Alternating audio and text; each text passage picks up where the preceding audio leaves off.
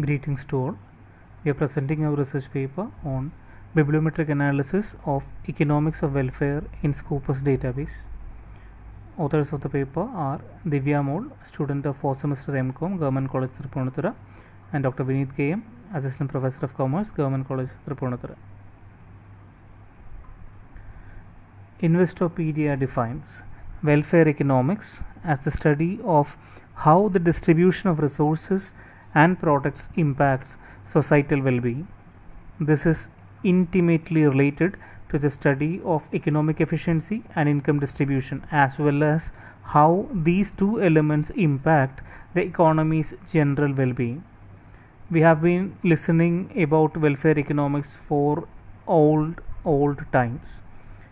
A.C. Pigou is known to be one of the most prominent writers in this area, and he expanded his teachers, that is Marshall's notion of externalities, which are cost or advantage, and placed on others that are not accounted for by an individual who imposes or receives them. Pigou claimed that a tax should be used to balance negative externalities, while a subsidy should be used to counteract positive externalities.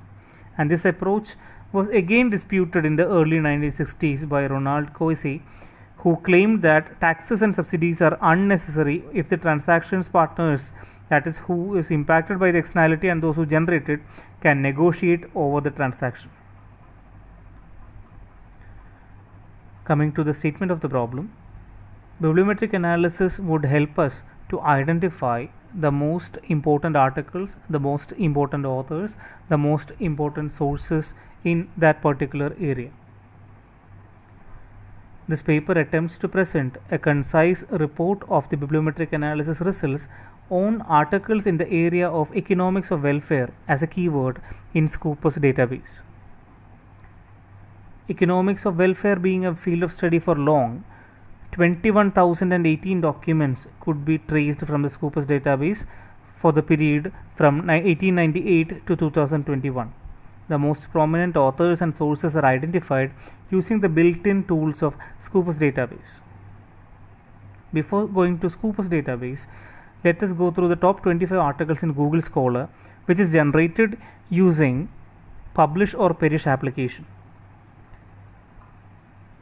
As compared to the citations, we can see that A.C. Pigou is the most cited or celebrated author in this particular area, and there are repeated publications happening in that particular book. Reprints are also coming up, and you could see that there are other authors also. These are the top 25 articles.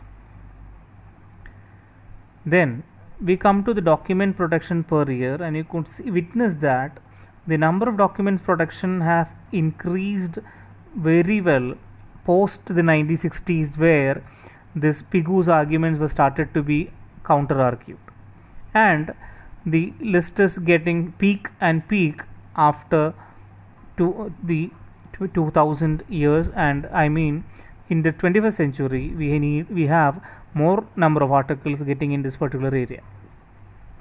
The document per source per year analyzed also come to see that the Journal of Environmental and Resource Economics, American Journal of Agricultural Economics, Modern Healthcare, Ecological Economics, and Veterinary Record are the most prominent sources with number of documents in Scopus database.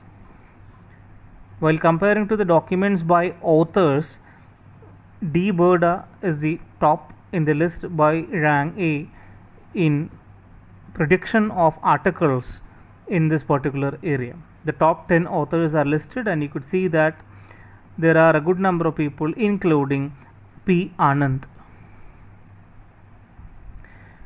Corresponding to the documents by affiliation of these authors, we could see that maximum number of articles are contributed from London School of Economics and Political Science, followed by University of California. There are World Bank reports also in this particular area. Coming to documents by country or territory, United States leads the list as most of the fields of research, followed by UK, Germany, Canada, Australia and China. Netherlands, France, Italy, and Japan also make into the list. We could see that India is not in the top 10 contributors. Considering the document type, we could see that 78% of the documents are journal articles, whereas followed by 6% of conference papers and again another 6% of review papers. Economics of welfare is now catching more attention with its variation into different aspects of human life and the behavioral sciences.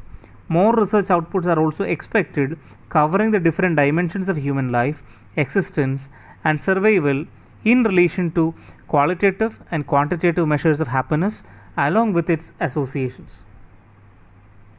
Thank you very much for your patient listening.